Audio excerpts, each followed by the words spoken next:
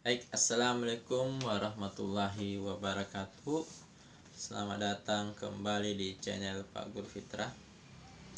Kali ini kita akan mengomentari berita yang menjadi fenomena sosial, yakni berita terkait ngemis online. Sebelum kita membahas lebih lanjut perbuatan ini, mari kita lihat berita-berita yang muncul terkait ngemis online.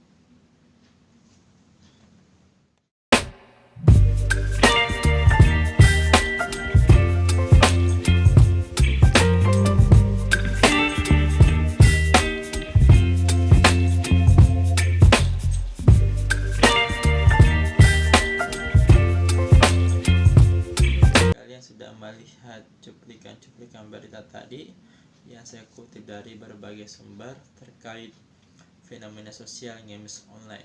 Jadi ngemis online ini ada suatu perbuatan yang dilakukan oleh si konten kreator untuk mendapatkan keuntungan dari hal-hal yang bisa membuat seorang yang menyaksikannya itu tergugah hatinya untuk memberikan sesuatu kepada konten kreator itu. Dan dari situlah konten kreator mendapatkan keuntungan ketika si penonton itu memberikan sesuatu pada saat live. Nah, konten kreator ini sebenarnya yang dia lakukan adalah perbuatan yang tidak etis atau perbuatan yang tidak bisa diikuti, karena perbuatan ini masuk dalam kategori perbuatan yang tidak sesuai dengan nilai-nilai kemanusiaan. Konten kreator itu hanya memanfaatkan kemajuan teknologi media sosial ini untuk melakukan perbuatan-perbuatan seperti itu. Padahal media sosial itu dimanfaatkan untuk kita berkarya dan juga memberikan sesuatu kepada seluruh orang, bukan melakukan perbuatan yang bisa merugikan dirinya sendiri dengan melakukan eksploitasi dirinya sendiri atau orang lain. Kita bisa lihat bagaimana ia live di salah satu platform media sosial dengan melakukan perbuatan-perbuatan yang tidak sesuai dengan nilai-nilai kemanusiaan, seperti mandi di lumpur, mandi di air kotor, berendam berjam-jam di air dingin, dan lain sebagainya, yang kemudian yang menonton itu merasa kasihan kepadanya sehingga memberikan sesuatu kepada konten kreator itu, sehingga konten kreator itu mendapatkan keuntungan.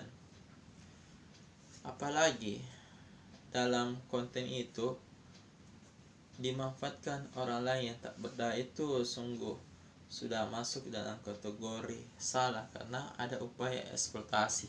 Namun kalau dia sendiri yang melakukan tanpa ada paksaan juga tidak etis untuk membuat konten-konten seperti itu. Lebih baik kita membuat konten yang bermanfaat buat bagi orang lain, dimana kita membuat hal-hal yang positif, hal-hal yang bisa ditiru. Jangan selalu berpikir bahwa media sosial itu hadir untuk memberikan keuntungan singkat, tapi kita harus berpikir bagaimana media sosial itu kita manfaatkan untuk melakukan kebaikan.